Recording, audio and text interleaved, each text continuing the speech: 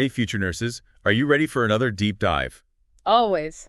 Awesome. Today we're tackling all the wild and wonderful changes that happen postpartum. It's going to be a good one. You know, the human body is incredible. Absolutely incredible. And it really goes all out during pregnancy and after. Mm-hmm. So we're going to focus on the postpartum period this time. Sounds great. All right. So first things first, let's talk about the uterus. Yeah, of course. That powerhouse organ has been through a lot, right? Seriously, a 9-month-long workout. It grows to 20 times its normal size. It's crazy. So now it's got to get back to its pre-pregnancy state.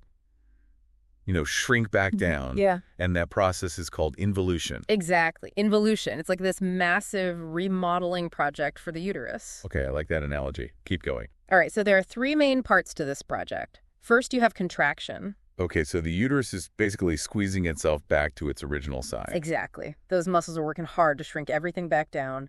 Then you've got catabolism. Now, catabolism is breaking things down, right? Yeah, think of it like demolition. The body's breaking down all those extra cells that built up in the uterus during pregnancy. Wow, so it's contracting and demolishing. So what's the third step? Regeneration. This is the rebuilding phase where the uterine lining gets a fresh start. Oh, okay. So it's like contraction, catabolism, and regeneration all working together to get that uterus back in tip-top shape. You got it. It's a pretty amazing process when you think about it. It really is. But how can we tell if this whole involution thing is going smoothly? What should we be looking for as nurses? So one really important indicator is Lochia. Okay, Lochia. So that's the vaginal discharge you see postpartum, right? Exactly. It's basically all the stuff from the uterine lining as it sheds during this whole renovation process. Okay, I'm with you. So what should we be looking at specifically with Lochia? Oh, you want to keep an eye on the color and the amount because it's going to change over time. In the first few days after birth, you'll see Lochia rubra. Lochia rubra. That's the bright red stuff, right? Mostly blood. Yep, fresh bleeding from where the placenta detached. Gotcha. So what comes after rubra? Next up is Lochia serosa. Okay, Serosa. What's that one like? It's kind of a pinkish brown color, and there's less blood in it, more white blood cells and tissue debris. Think of it like the cleanup crew moving in. Interesting. So we go from bright red to pinkish brown, and then what's the final stage? The last stage is Lochia alba. It's creamy white or sometimes light brown, and it's mostly leukocytes and fluid. This one can hang around for a few weeks. Wow, it's like the body has its own cleaning system. Pretty much. Yeah. So as nurses, we're checking the color, the amount, any odor, making sure everything's looking normal. Okay, that's a lot to remember about Lochia. Is there anything else we need to assess while we're down there? Oh, yeah. Speaking of things we need to assess, let's talk about afterpains. Afterpains. Oh, boy, those don't sound fun. What are those exactly? Think of them like mini labor contractions. As the uterus continues to shrink down, it can cause some cramping. Oh, I see. So they're totally normal, but probably not very comfortable. Yeah, especially for women who've had multiple babies. Yeah, can imagine. So that's definitely something we want to help our patients manage. For sure. Now, here's an interesting tidbit for now. Afterpains tend to be stronger in women who are breastfeeding. Oh, really? Why is that? Well, breastfeeding triggers the release of oxytocin, and that's the same hormone that causes labor contractions. So when a woman breastfeeds, her uterus is getting an extra little squeeze? Yep. It's like nature's way of helping involution along. Fascinating. Yeah. So we've talked a lot about the uterus, but what about the rest of the body? Does everything else just magically bounce back after delivery? Not quite. The postpartum period is a whole body experience. We're talking cardiovascular, urinary, GI, musculoskeletal, skin, respiratory, endocrine systems. They're all recovering and readjusting. Whoa, that's a lot of systems to keep track of. So what are the top things nursing students need to know about all these other changes? Give us the need to know info. Okay, well, one thing that often surprises students is that women can sweat a lot for weeks after delivery, like buckets of sweat. Really? Why is that? It's basically the body's way of getting rid of all that extra fluid from pregnancy. Ah, that makes sense. It's like a natural detox. Exactly. And here's another fun fact. Shoe size can actually change permanently after pregnancy. Wow. Seriously? How does that happen? It's due to the loosening of ligaments that happens throughout the body during pregnancy. Some of those ligaments just don't quite snap back to their original state. Wow, that's crazy. I never knew that. So we've got sweating, shoe size changes, anything else we need to be aware of? Yeah. Like any potential complications? Oh, yeah, definitely. One that's clinically relevant is postpartum urinary retention. Postpartum urinary retention. Okay. What is that? Basically, it's when the bladder doesn't empty properly after delivery. So why does that happen? Is it just because everything is swollen down there? Swelling can definitely be a factor, but it can also be caused by the anesthesia used during labor. Oh, I see. So the anesthesia can affect bladder sensation. Exactly. And this is why it's so important to address urinary retention, because it can lead to a really serious complication called uterine atony. Uterine atony. Okay. Yeah. That doesn't sound good. What is it exactly? It means the uterus isn't contracting as effectively as it should. And if the uterus isn't contracting properly, it can lead to postpartum hemorrhage. Postpartum hemorrhage. That's like life-threatening, right? It can be. So you see why addressing urinary retention is so important. Wow. Okay. So Yeah. basically we need to be encouraging our patients to empty their bladders regularly after birth. Exactly. It's not just about comfort. It's about preventing serious complications. Got it. So you're saying we're part cheerleader, part detective when it comes to postpartum bladders? Pretty much. You want to encourage them to pee, but you're also looking for any signs that something might be off. All right. So far we've covered a ton of ground. From that incredible shrinking uterus to all the things that can happen with the bladder. It's a lot to take in, Oh. but we're just getting started. I'm ready for more. What's next on our postpartum adventure? Let's move on to another fascinating aspect of postpartum care lactation. All right. Bring on the milk. We're going to learn all about it. All right, so before we jump into the world of lactation, I think we should take a minute to talk about the emotional and psychological side of postpartum. Yeah, that's so important. It's not just about the physical recovery, right? Definitely not. We've talked about all these amazing changes happening in the body, but there are some pretty big emotional adjustments going on, too. And let's be real, those hormones are still running the show, right? Oh, absolutely. Those hormones are still doing their thing. Remember all those hormones we talked about during pregnancy? Well, now they're rapidly declining after delivery, and that can lead to mood swings and what we call the baby blues. The baby blues. Hmm. Okay, that sounds kind of cute, but I'm guessing it's not always a walk in the park. No, not always. It's not just about feeling a little teary-eyed. A lot of women experience fatigue, irritability, anxiety, even tearfulness. So it's like a whole mix of emotions. Exactly. And it's super common.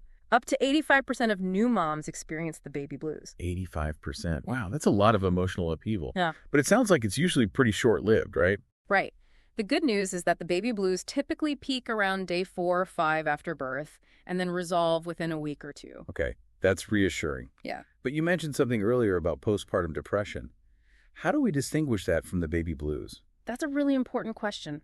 Postpartum depression is more serious, and it lasts longer. It doesn't just go away on its own. It requires professional intervention. So we need to be able to recognize the signs and know when to refer our patients for help. Exactly. But even with the baby blues, new moms need a lot of support and understanding. For sure. It's a huge adjustment. So Yeah. how can we as nurses best support them through this emotional transition? Well, one helpful framework is Rubin's maternal role framework. Have you heard of that? I have, but refresh my memory. Okay, so Rubin identified 3 phases that a lot of mothers go through, taking hold and letting go, and each phase has its own set of behaviors and emotional needs. Okay, that makes sense.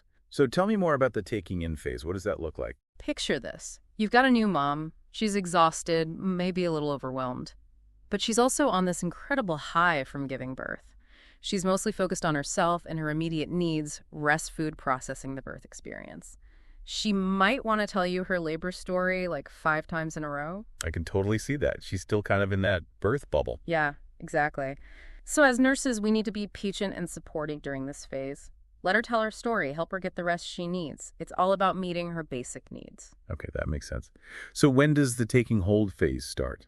Usually a couple days after birth. This is when mom starts to feel more independent and more eager to learn about baby care. She might be a little anxious about doing everything right, So she'll be looking to you for reassurance and guidance. So this is where our teaching skills really come in handy. Absolutely. We can teach her about feeding, diapering, bathing, all that good stuff. And just as importantly, we can give her the confidence to do it all. Like we're part cheerleader, part educator. Exactly. And eventually she'll transition into the letting go phase. The letting go phase. Okay, what happens during that one? This is when mom starts to accept her new reality as a mother. She finds her rhythm. She feels less dependent on others. She might even crack a joke about sleep deprivation. So she's starting to find her groove. Yeah, but it can also be bittersweet, right? There might be feelings of loss or guilt mixed in with all the joy. For sure. It's a big transition. So we need to be sensitive to all the emotions she might be experiencing. Definitely. Now, we've been focusing a lot on mom, but let's not forget about the partner. Oh, yeah. The partner's going through a lot, too. Absolutely. Remember we talked about engrossment? that intense fascination that partners often feel towards the newborn. Yeah, like love at first sight, but for dad. Exactly. But it's not all sunshine and roses for partners either. They have their own adjustment process to go through. So what does that look like? Well, it often starts with expectations. They have all these ideas about what parenthood will be like. And then reality hits. Right. The sleepless nights, the constant demands.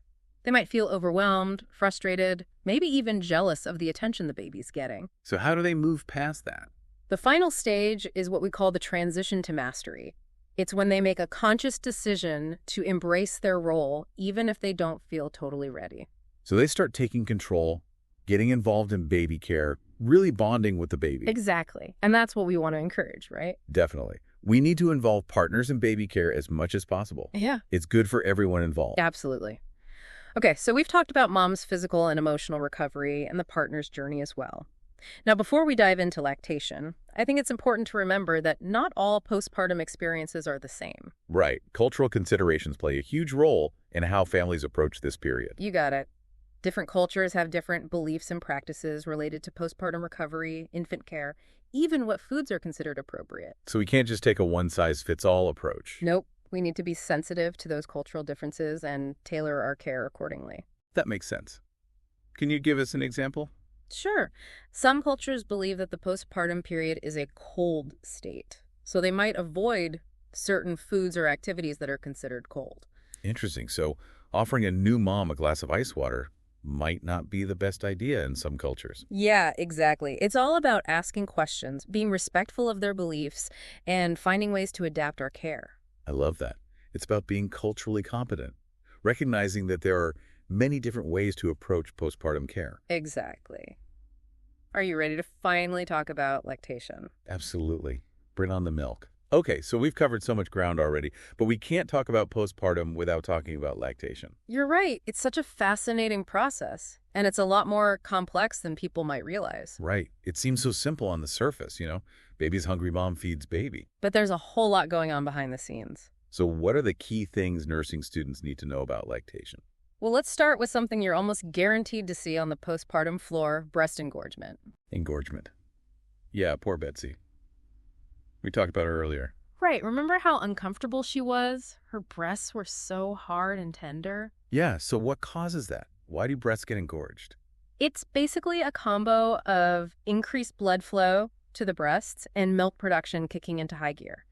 The body's getting ready to feed a baby, so there's a ton of activity happening in the breasts. It's like they're all prepped and ready to go. Exactly. But sometimes they get a little too enthusiastic. And that's when engorgement becomes a problem. Right. And to understand engorgement, we need to talk about the hormones that are driving milk production. Oh yeah, the hormones. There are a lot of them, right? There are a few key players: estrogen, progesterone, prolactin, and oxytocin. Okay, remind me again what each of those hormones does. All right, so estrogen and progesterone, they're mostly responsible for breast growth during pregnancy. Then you have prolactin. That one comes from the pituitary gland, and it actually triggers milk production. Okay, prolactin makes the milk. What about oxytocin? Oxytocin also comes from the pituitary, and it's the one that causes the milk to be released. That's what we call the letdown reflex. So it's like a chain reaction. One hormone triggers the next? Exactly. But sometimes those signals get crossed, and that can lead to too much milk or trouble with milk flow. And that's when we get engorgement. Right. So how do we help a mom like Betsy when her breasts are engorged? Yeah. What can we do to make her more comfortable? Well, warm compresses before feeding can help. That can soften the breasts and get the milk flowing. Cold compresses between feedings can reduce swelling. Okay. Warm before cold between.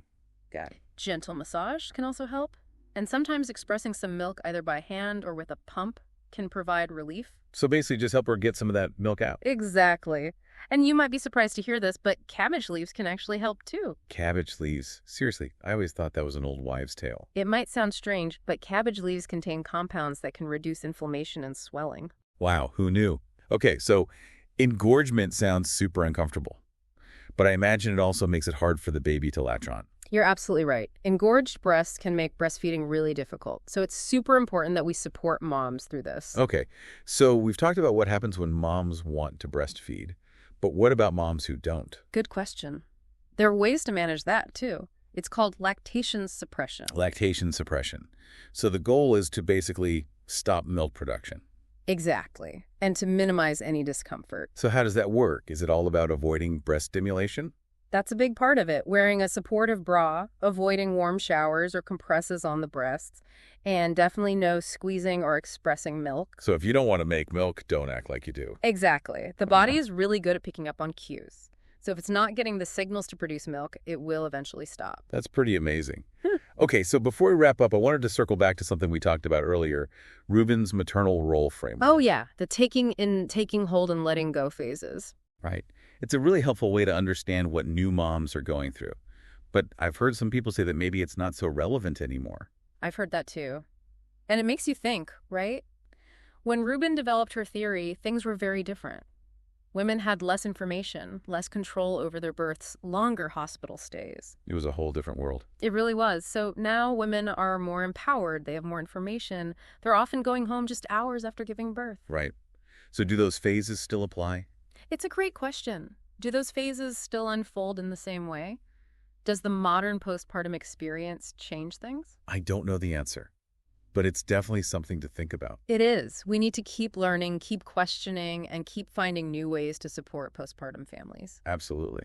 Well, I think that's a great place to wrap up our postpartum deep dive. We talked about the incredible physical changes, the hormonal roller coaster, the emotional journey for both mom and partner, the ins and outs of lactation, and even the importance of cultural sensitivity. We covered a lot of ground. But remember, this is just the beginning of your learning journey. Exactly. So as you move forward in your nursing careers, keep asking questions, keep seeking knowledge, and keep advocating for the well-being of postpartum families. Couldn't have said it better myself. And that's a wrap. Thanks for joining us on this deep dive into postpartum care. And until next time, keep those brains buzzing.